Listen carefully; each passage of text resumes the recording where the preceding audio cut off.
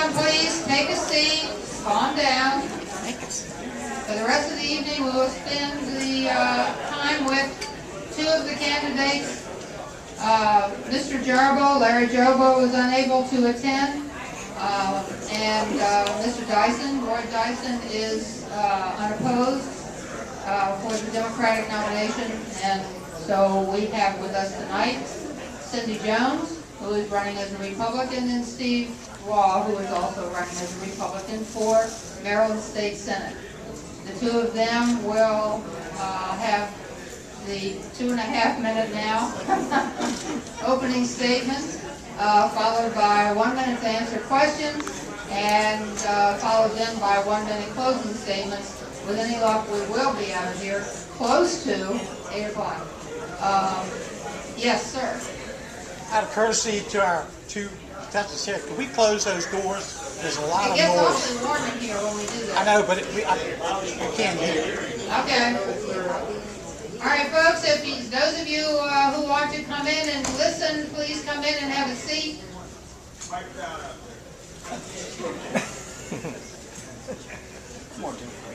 Please come on in. We're going to close the doors because of noise in the hall. I'm betting Todd Morgan would like to come in, but he can open the door on his own. It's not hard to see Todd Morgan, as most of you know.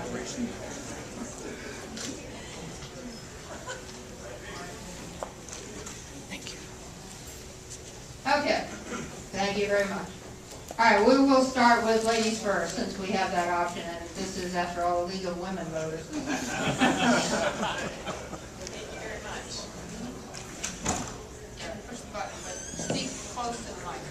Can you hear me now? Very good.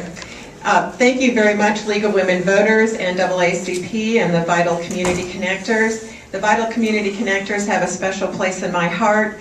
As a leader in the Board of County Commissioners, one of the issues we dealt with was the funding of our nonprofits. As a result of that, this group started, and they're doing a phenomenal job. I'm very pleased to be running for State Senate. As you may know, back in 2010, we ran a very successful campaign talking about just 3 issues. The first one is a pledge not to increase the tax rate in both the piggyback income tax and the property tax rates. And I can tell you good news, working with my colleagues on the Board of County Commissioners, we have not raised your taxes. So low taxes is a issue that I bring forward with me from the county commissioners to the Senate. We also did a lot of work on transparency. I don't know how many of you are aware, you could go to the county website and look at the county's check register. How many of you are aware of that? That came about because of our work at the Board of County Commissioners. And finally, accountability. And certainly there is a great need for accountability at all levels of government. And I've been pleased to be a leader in showing how to be civil and hold people accountable at the same time. And I will bring these leadership and service skills with me to represent you in Annapolis.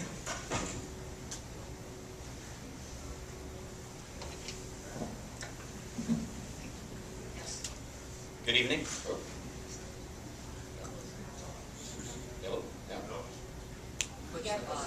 Yeah, push the button on the bottom.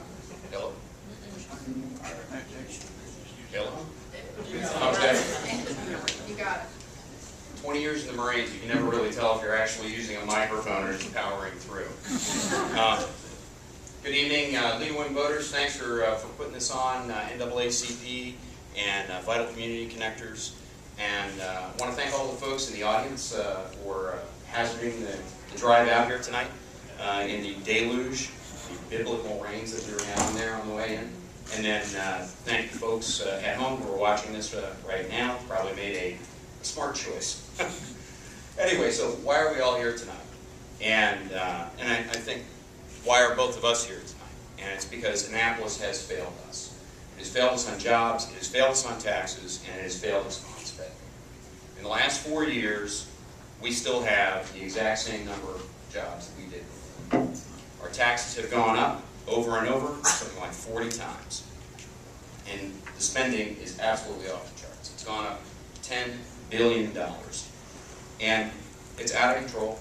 We're looking at this next session, they're probably going to have to raise property taxes to cover the $400 million that they've stolen out of the teachers' pension fund.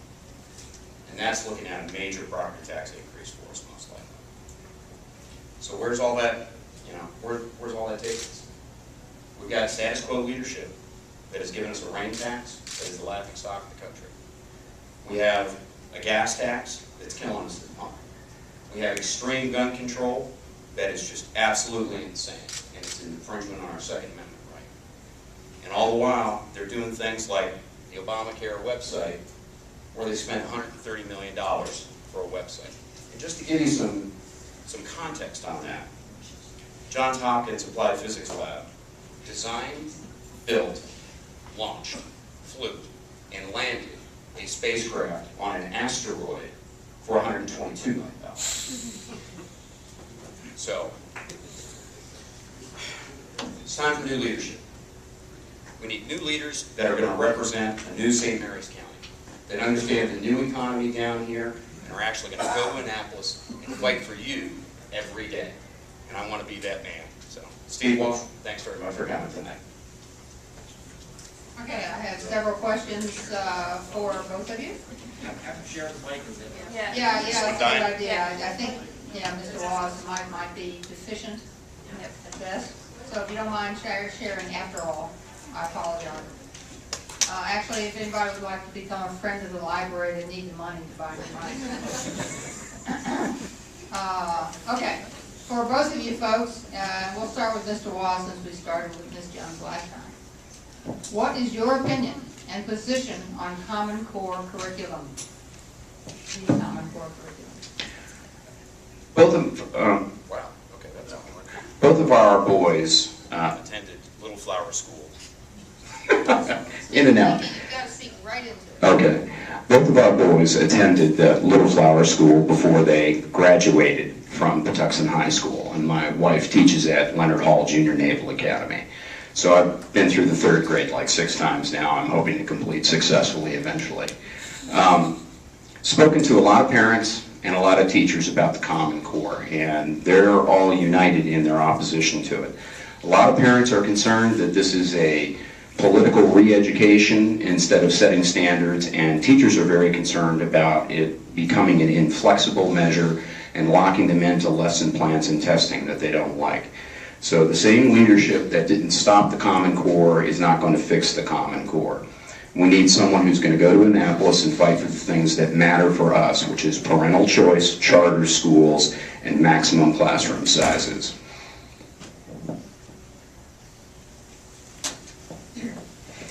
I really appreciate this question.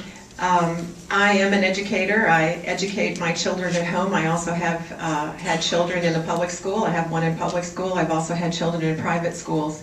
My mom was a teacher. My sister taught high school mathematics for 8 years. My younger sister is a school counselor, and I have aunts and uncles on both sides of the family that are teachers. Public school teachers. I have seen many things come and go from the federal level in terms of education. I remember when the pod classrooms were the major theme that had to go through all the public schools, Race to the Top, and all these initiatives. And I can say that the best education policy for public education comes when parents, teachers, and involved citizen partners are working with their local school board. And I would support any legislation that would give maximum flexibility to the local public schools to deal with Common Core. All right, and the next question, starting with Ms. Jones. Do you support fracking in Maryland, and should the product move through Cove Point? Well, I think the status of Cove Point is that it's here and it's coming, and we will be exporting LNG product. Fracking is something that needs to be addressed environmentally and scientifically. The challenge with that, as we've seen, if you've paid attention to Plan Maryland, Watershed Implementation Plan, so often governments end up relying on junk science and information from private interest groups rather than actual third-party distinguished science that is in refereed journals and can be debated by experts to make decisions about that. So in order to really come to the decision, we need to get the experts and we need to have third-party information.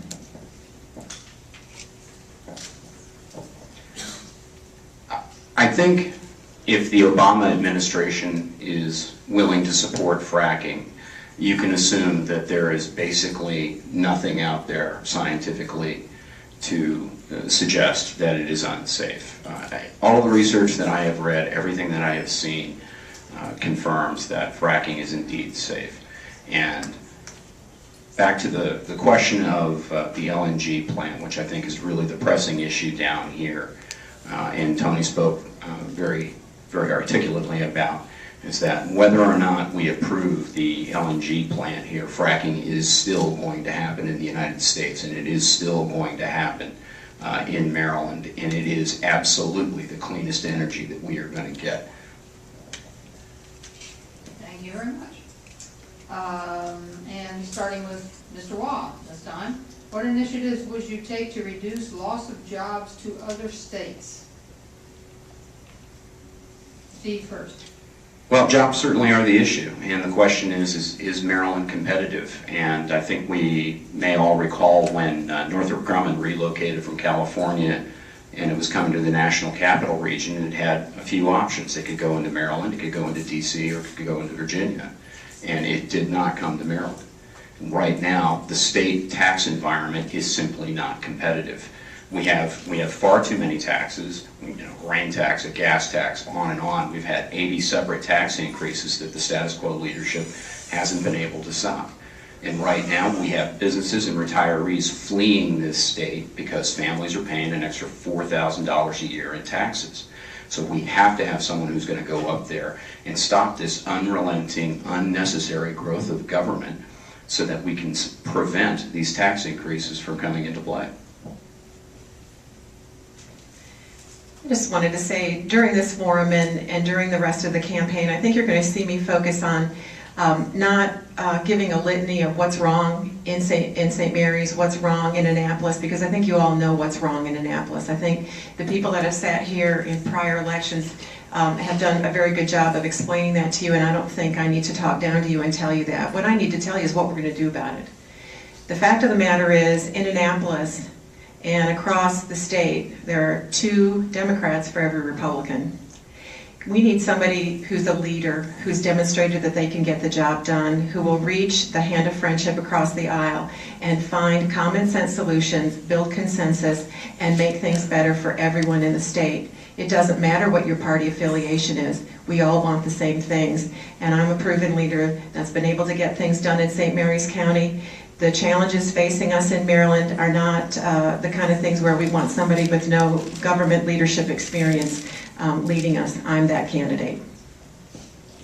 Thank you. And Ms. Jones, what initiatives do you have in mind for closing the economic gap for many minorities and other citizens who are in the low socioeconomic levels in St. Mary's County? I firmly believe that the efforts that are being made locally and at the state level, and even at the federal level, if you look at some of the initiatives that the Board of County Commissioners have put on the table for helping us deal with BRAC and sequestration and the downturn in the flow of federal dollars, we need to diversify our economy, and there will be great opportunities for individual business owners, for those who need job experience, to get a job in agriculture or tourism or manufacturing, light manufacturing, or other areas, medical and agriculture. Those are the ways we grow the economy and we grow opportunities. Not only does it raise the boat and raise the level for all boats, but it creates great opportunities that maybe we don't have right now. If more government spending was going to create jobs, after $10 billion increase in the budget, we should be swimming in them, but we are not. Right now, even our kids can't find a job. I know one young man who just graduated from College Park with 2 degrees in science and technology, and after a year he was still looking for a job. And Annapolis just passed a minimum wage increase that they acknowledge is going to kill 11,000 jobs. And Lieutenant Governor Brown calls that a problem on the micro scale, not if you're one of those lost jobs. So what we need to do is to focus on the business climate so that our kids can start a business, make a profit, and create a job. We need to We need to treat businesses like a partner and a customer, not a piggy bank. We've got to make Maryland competitive to bring back jobs, to create that ladder for the folks to go from the lower income to the middle and to the higher income. We need to teach our kids about Horatio Alger. Interesting. I like the Horatio Alger reference. And, all right, starting this one with Mr. Waugh. What is the rural legacy rule and how does it affect St. Mary's County? I'm sorry, say that again? Sorry. What is the rural legacy rule and how does it affect St. Mary's County? Okay, I'm sorry, I'm not familiar with that one. Me neither. I'll be glad to take a stab at it. The Rural Legacy Program is one of several programs that has been implemented by the state of Maryland to help preserve open space, agriculture, and green spaces within Maryland. Along with Program Open Space, MALF, and a couple of other programs, the state has funded these initiatives and created incentives for people to put easements on property, for instance, to make sure that it stays undeveloped in perpetuity. Unfortunately, when you look at the 2015 budget that the governor put together, he cut all of those programs. Every single rural preservation program was cut in his budget. And yet we're trying to be working as good stewards of local resources and make our watershed implementation plans happen. We really could have used the support from the state. Cindy, do you mind now that Mr. Waugh knows what that is? Do you mind if he answers it? That's fair. The question. The question is land rights, and the question is who do you feel is better placed to make decisions about your land? And a lot of folks ask me, what's the difference between Republicans? How do you describe Republicans? How do you describe Democrats? And I spent a lot of time thinking about this, and if you could give a one-word description about how does a Republican see the world, and they see the world through the prism of freedom. If you see one word with a Republican, I would associate the word freedom. With Democrats, and this is trying to be as fair as I can, I believe that Democrats see the world more through the prism of government, and that they believe that they're going to find answers in government actions. So when we look at the question of land rights, the question is how much freedom do you have, how much freedom can you retain, and what freedoms are you going to have in the future? Thank you. In understanding the cost drivers for education, how would you reduce tuition in higher education? And we'll begin with Mr. Waugh. I'm paying for it right now. My younger son is at College Park, and even with in-state tuition, it's rather an expensive proposition. And one of the things that we hear from Lieutenant Governor Brown right now is, well, he's going to fix the cost of tuition for the next 3 years. But what he's really saying is he's going to fix the tuition price that you pay. He's going to keep sending more and more money into the university system and let the costs continue to escalate. We have to attack the question of higher education and the cost of higher education, not the price of it.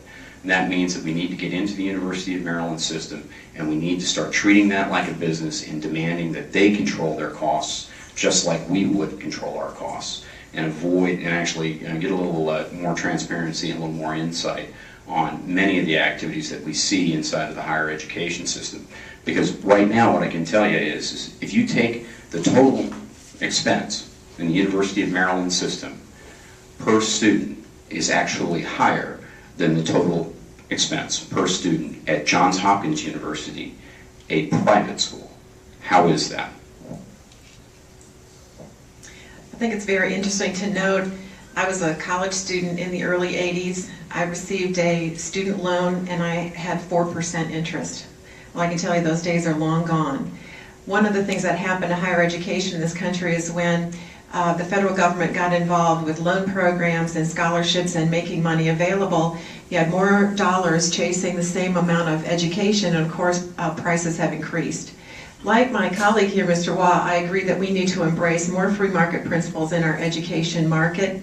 One of the reasons why we have the challenges we have is because there's a lack of competition, and we need a more free market model in delivery of education services. And I apologize to Ms. Jones, I should have started that last question with her. So with that in mind, I'll start this question with her. If elected, what would you recommend that the governor and legislators do to address the opiate and heroin crisis affecting our community and other communities in Maryland? I have a lot of respect for our new health officer in St. Mary's County. When we interviewed her, and when you hear her speak publicly, she says something almost every time, and that's called evidence-based programming. There is a national program called Drug Endangered Children, and there's a board member of that national organization that lives in St. Mary's County. Mr. Shea and I have gone around and talked with people such as DSS and some of the folks in our drug courts. Tomorrow we're going to meet with Sheriff Cameron and Judge Stom and talk with our local elected officials and agency heads to bring this program to St. Mary's County. The good news is it is a program that helps us coordinate the resources that we're already using. It doesn't create a need for additional upfront costs. And like the drug courts, and I've served on the advisory board for the adult drug court, we save a lot of money because we prevent people from going in and out of the justice system, in and out of the medical system, in and out of the detention center. Those cost savings can then be put toward other things like preventative care for this, which is a public health issue.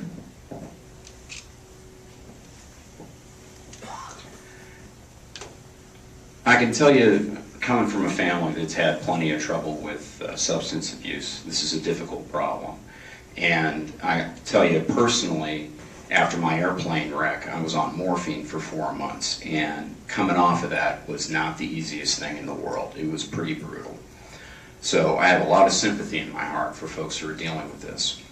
However, the fact of the matter is when the state decriminalizes marijuana, we send the wrong signal to our kids. We are creating that entry step and lowering it and saying it's just not that bad, don't worry about it, kids, and we're setting these folks up for failure. And when we say, well, it's really not a criminal thing, and we look at what's happening as these kids escalate into heroin, and we say, well, heroin's really just a public health issue, go talk to the people who've had their homes broken into because someone was in there robbing them to get money to buy heroin. So this is a critical criminal problem for us, and it's going to get solved through aggressive law enforcement by cutting off the supply of this evil drug. Thank you, and we have one more question and we'll get to closing statements. With tax cuts come reduction of services. What would you cut? Mr. Waugh first, please. Okay, I disagree with the premise of the question.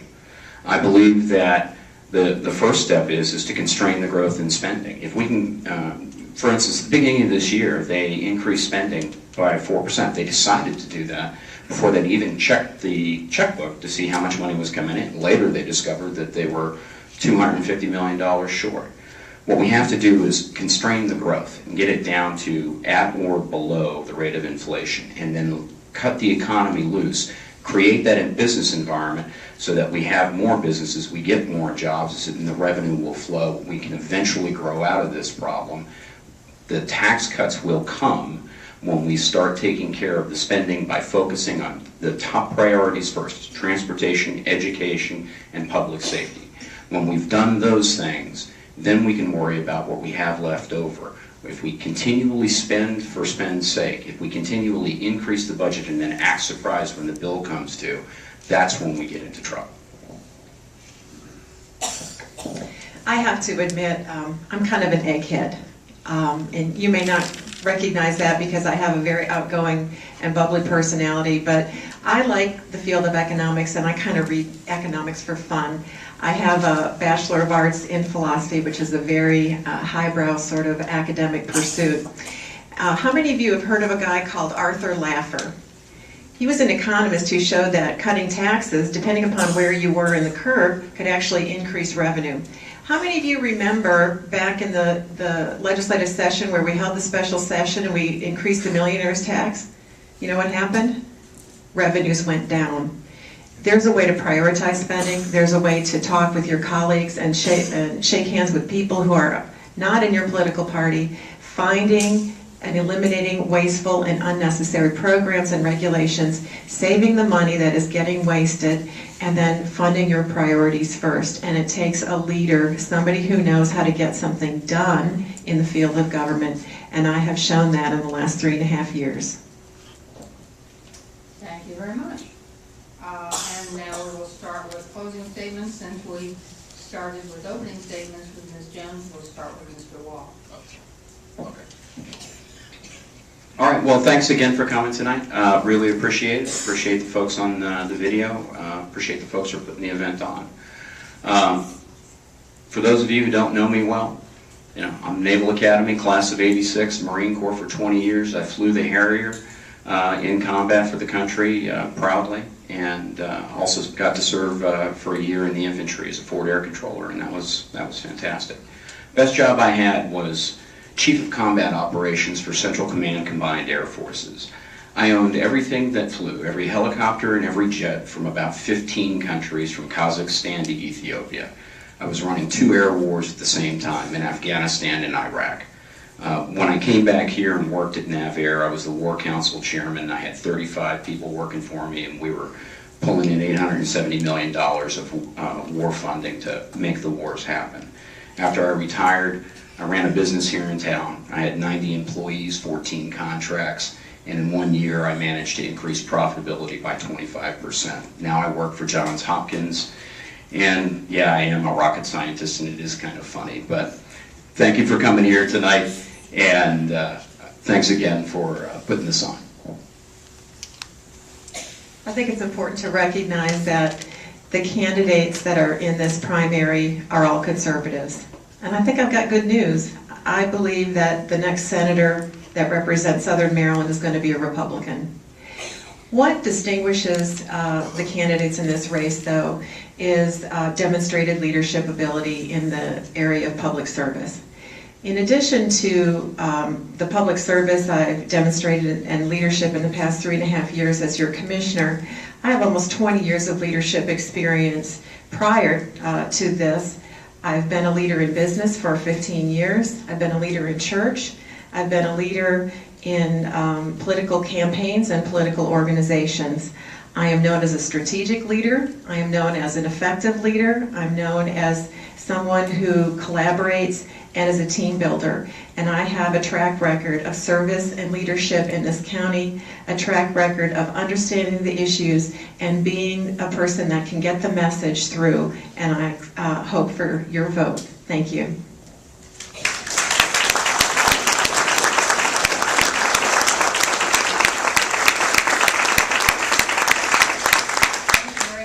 Everybody, and you helped us to prove that good manners and politics still can go together very well in the United States. Good evening. Good evening.